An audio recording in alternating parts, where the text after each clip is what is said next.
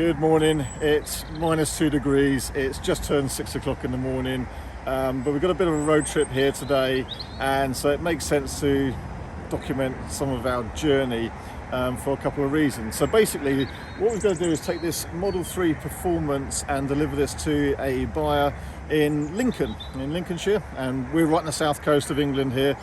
So we've got well over 200 miles to do to go and deliver this car. And we're going to do it in convoy. I often deliver cars on our trailer, turn it with our truck, but it's obviously given a distance, and then we're going to go on and collect another car afterwards. There's quite a lot of driving hours, and obviously I'm restricted on driving hours for that. So we're going to go in convoy with the cars, so it makes sense to document and test out a couple of things here. So we've got Model 3 Performance, and we're going to go in convoy. I'm going to drive our S85, which we also have in the company, one of our company cars.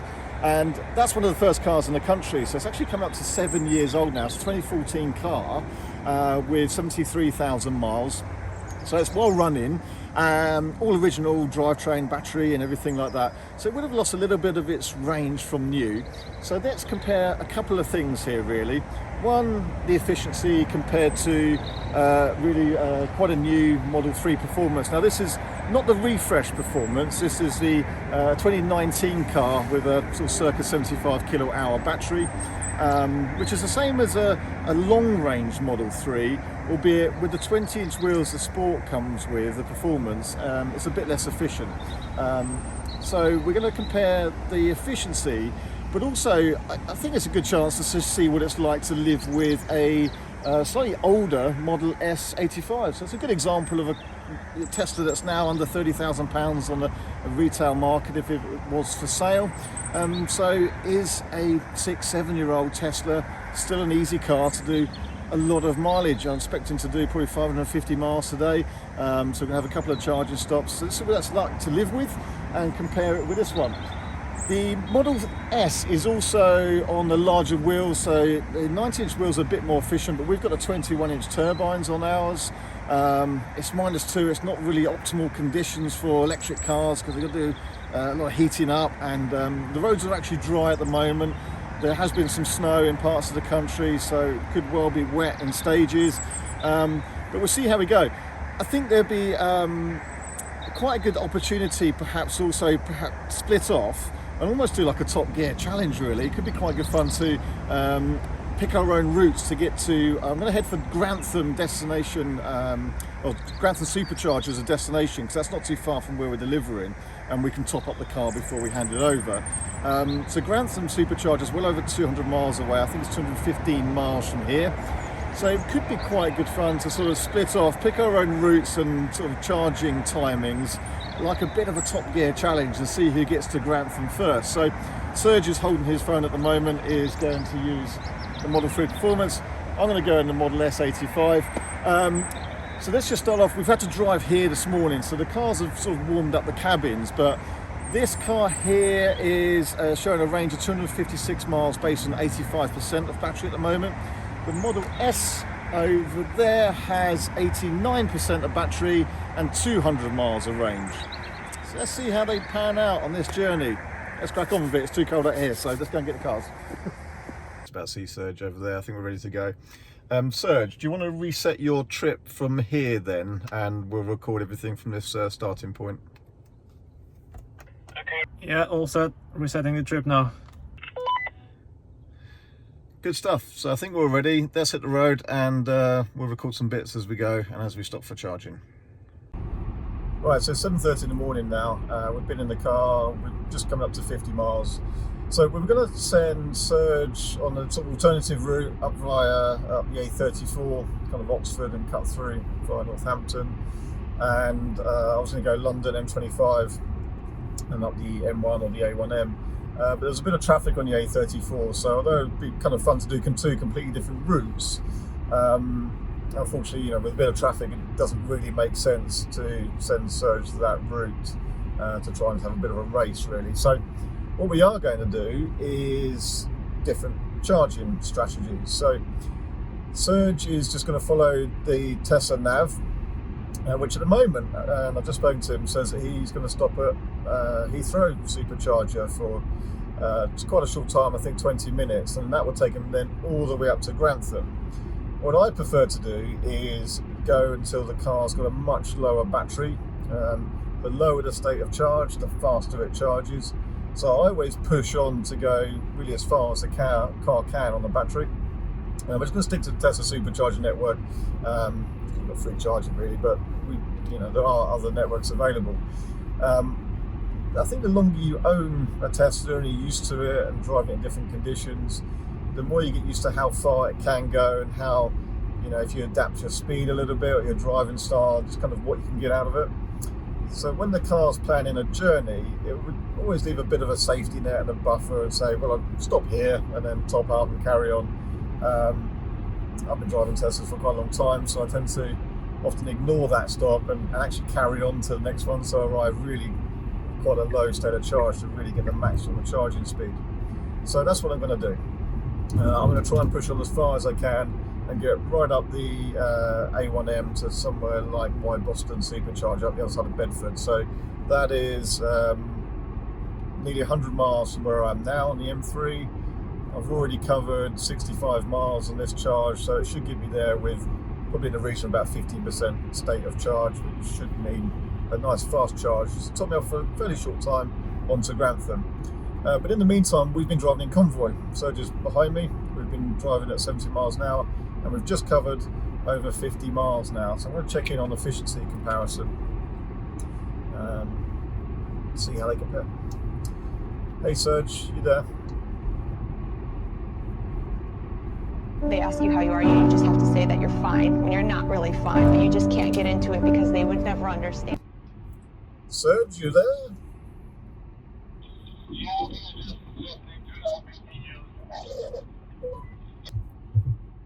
Okay, so we've done just about 55 miles now since our departure point. We've been in convoy. Well, in fact, you've been slipstreaming me, so I should have the worst economy. So I'm averaging 336 watt hours per mile now. Use 17.8 kilowatt hours. What have you got? Okay, so far I've got 347 watts per mile. 347 watt hours per mile. Yeah, that's correct. So this car at the moment is more economical. We're doing 70 miles an hour. It is cold, it's -2 still, there's a bit of snow on the ground outside. But I've got 336, he's got 347. So Serge, let's talk about the route you're taking then. So you're following what the car says for charging, and that says to stop off at Heathrow for a little bit. So sort of not too far away really. Is that still the case? Yeah, that's still the case. I have 22 miles left and I need to stop at Grantham Superchargers, which is a bit weird because I could have went all the way to Boston, but anyway, this is what the navigation is telling me, so that's what I'm gonna do. Maybe he knows better than me and it's faster, who knows. Okay, well, I'm gonna stretch the legs of this charge that we left with. I'm gonna go as far as I can. So, seeing as this is so economical, I'm going to carry on. So, you stop and do the charging as the car says. Mine's happy to carry on for quite a while yet, and I'll go and charge at the point where I can get the battery as low as possible, really. So, I'm going to carry on and get to somewhere the other side of Bedford, hopefully, for charging. Okay, I'll see you later then. Okay, so it's interesting, this car at the moment is actually running slightly more efficiency than the Model 3. Nearly 7 years old, this car, 73,000 miles. And I have to say, I really like the Model S, especially for the longer journeys. Some people say the Model 3 seats are more comfortable. Personally, I prefer the Model S seats. And this is the early car with a kind of flatter seat base, and later seats are what they call the next gen seats, got bigger seat bolsters. So they're a bit more padded, but I kind of just like the Model S. I find it more comfortable on the motorways. I find it a nicer cruise, a better ride. I mean, this one does have air suspension, which does help a little bit on the motorway.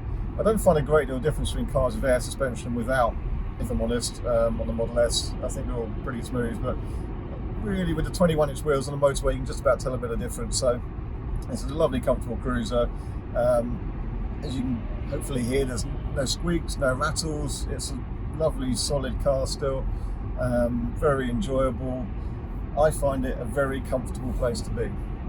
So I'm going to carry on the journey, and we'll catch up in a little bit. So a bit of an update on my route. Initially we were thinking we're going to go up to Banbury and go that way. But I'm looking on Google Maps. There's an accident on the road, so it tells me to take it towards Heathrow Superchargers and even stop at Heathrow Superchargers, which is quite quick. I mean, so I could have went all the way to Boston, but anyway, I'm gonna follow what the navigation is telling me because it probably knows better than me. Who knows? Hopefully, see if I can get to Grantham Superchargers quicker than Richard. His car, the S85, is telling him to go all the way to Boston, which is a bit weird how the two cars calculate differently for this one. Anyway, we'll see how it goes. So on the N25 now, we've done 75 miles, and we sort of just set this as going to be a bit of a race to get to Grantham Supercharger, and I think basically then see who can get back up to, say, 80% state of charge the quickest. So about efficiency and about charging speed. Now Serge's car is, on the performance, is saying to have a quick charge at Heathrow and then just go straight on to Grantham. I'm going to continue as I am now, get this battery as low as possible, and then charge, top up, and then get to Grantham. So just different strategies. But before we split off, because he's going to pull off in a moment, we're just going to check in on the efficiency, see how they compare. So Serge, I am on 328 watt-hours per mile now after 75 miles. What's your average?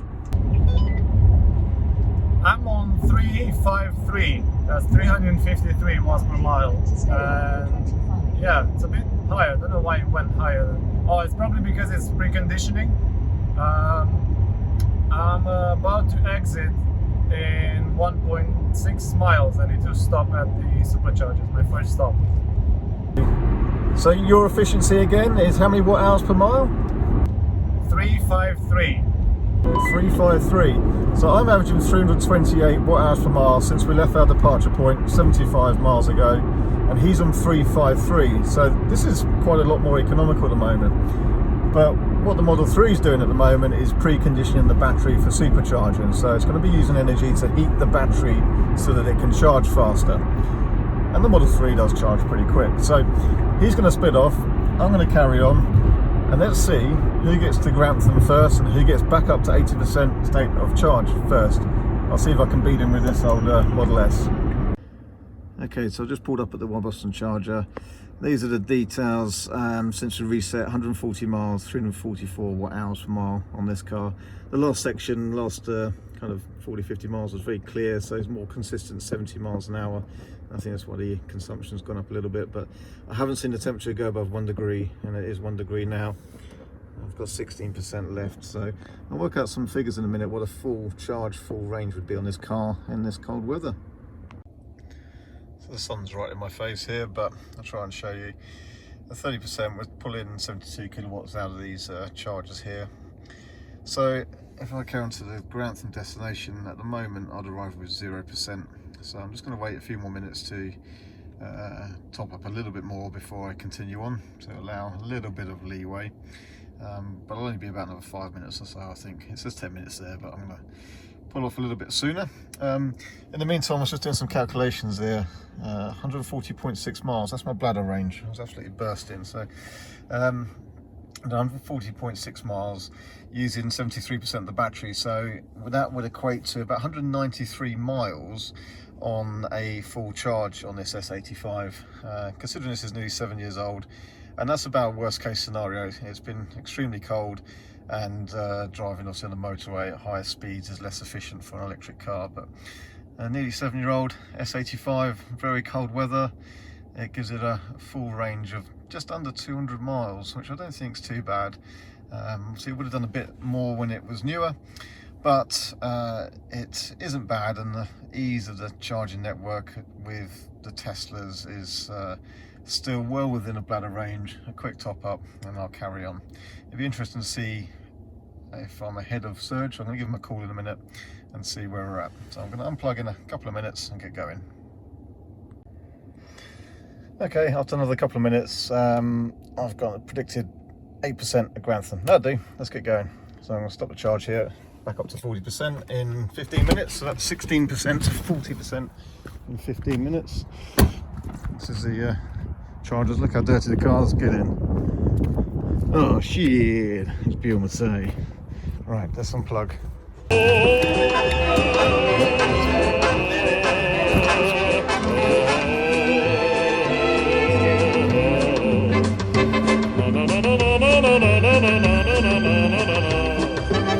Model 3 Performance on 20-inch wheels and Michelins. Okay, so I'm going to re-record this section and what I was saying here, because when I arrived at the Grantham Superchargers, it was freezing cold, the wind was blowing and the sound quality is terrible. So what did we end up with? So this was Grantham Supercharger. We started off down on the south coast. We'd ridden about 220 miles in all sorts of weather, rain, snow, freezing cold. And we, I guess, ended up measuring a couple of things here. One is efficiency comparison between the two cars, and the other one is charging speed comparison between the two cars. So where we ended up with on efficiency, the Model S averaged 354 watt hours per mile, and the Model 3 ended up averaging 353 watt hours per mile. So pretty much identical on the same journey there. The Model S had an advantage in efficiency earlier on in the journey, but then it seemed to average out. Reason why, I don't know, there's snow, there was slush, it was raining, then it was dry, so maybe in different conditions, different tyres were more favourable one for the other. Maybe the Model 3 is slightly better on its heating or more efficient or something like that, but it ended up being much the same. What we did end up, obviously, with the same journey and we arrived at the same place at the same time. The Model S arrived with 5% of battery and the Model 3 arrived with 12% of battery. So both cars, both capable of the same journey in the same time and with much the same efficiency. So the second measure here really was the sort of charging speed. Now we know the Model S doesn't charge as quick as the Model 3, but how much extra time is it going to take in a day? Well, after this journey of 220 odd miles, the Model 3 recharged back to 90% in about 45 minutes. The Model S to get back to 90% took just a bit over an hour. I think it was about an hour and 7 minutes in the end. So yeah, significantly longer. I mean, here we'd been in the car for 4 hours of driving, so I went and had breakfast after filming this little clip here. So not really an issue. Now, after this, we went and delivered the Model 3. We actually then went on and collected another car, and so we were going to run some more comparisons on the journey back home. But because of the logistics of the day and different charging speeds and stops and the different amount of charge that car had when we collected it, we didn't really record anymore. So after this clip, there'll be one more little clip where I summarise. But after that, I was kind of thinking in the car on the way back, you know, what it's like with this Model S, a 7-year-old Model S, for doing over 500 miles in a day. As a car, superb, supremely comfortable. The difference really is going to be your charging times. Now, if you charge at the kind of lower state of battery, so run the battery quite low, add in 100 miles, takes about 10 minutes longer on average than the Model 3 to add about 100 miles as well. That difference expands a bit if you're going to charge right up high on in the battery range. But let's say adding 100 miles takes about another 10 minutes in the Model S compared to the 3. So therefore, on a day like that, 500 miles, the difference there is about an extra 30 minutes, 35 minutes of charging time. Now, it's not 500 miles 5 times 10 because I left home with 200 miles of charge. So it's the kind of 3 charging stops to add the extra 300 miles to get back home. That cost me that extra 30 minutes. So for a 7-year-old car, I think it was very good. It was a comfortable car all day long, so I very much enjoyed it. So we'll leave you one little clip that I took at the end of the day, journey back, and we'll wrap it up for there. Hopefully it was interesting. So one last little clip for the day. We delivered that car and went on to collect the white Performance there. The Surge is driving back. We're at Warwick Services southbound, and when we collected that car, it was on the chap's driveway and it was fully charged. This car was lower, so we didn't reset. We kind of needed to stop differently, and so we've just basically made the journey back. Although we've come across each other at this Warwick southbound services, and the difference here now is that the Model 3 is just charging faster basically. we've both just gone past 50%, and he's charging at nearly 100 kilowatts and I'm charging just over 50 kilowatts. So to charge enough to continue the last bit of our journey home, which is about another 120 miles, I need to charge for about another 10 minutes, maybe 15 minutes longer than he needs to charge. Now this S85 was charging fast at that percentage earlier, so maybe it's down to this bank of chargers or the charger I'm on. But nonetheless, I think that's the difference with the older car, the older battery pack. A little bit of throttling on the charging speed just to protect the packs as they get older. So yeah, it's going to cost me an extra 10-15 minutes at this charger compared to a much newer Model 3. But I have to say, the 85 for an older car has been a pleasure today. It hasn't skipped a beat.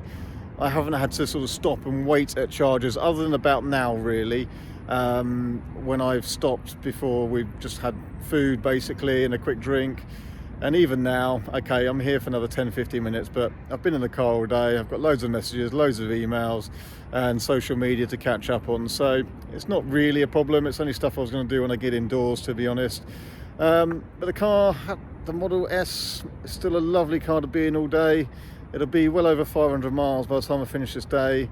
And it's been an absolute breeze, no problem at all. So I still love them. They're still, I think, better motorway cruisers than the 3s. But the 3 at the moment, a little bit of charging speed advantage. In terms of efficiency, for the performance, not really again. We would see a Model 3 with aeros be more efficient. But equally, we're on the turbine wheels in this car, so that could be more efficient if it was on the 19s. But let's call it a wrap for today. A little bit of comparison for you. We've had a day out. We've seen all sorts of weather. It's a lovely sunset here now at Warwick Services. But we've seen snow and all sorts of different conditions today. So I'm going to get it back. So before we go, let me just remind you that we're also on all the social media channels really, so Instagram, Twitter and Facebook at @RSimonsLTD. So please follow us on those pages, where you'll also see storyboard posts throughout the day of all the different things we're doing, whether we're on the road or whether we're doing things in the workshop. So if you're not already following us, please do so, and we'll see you in another video.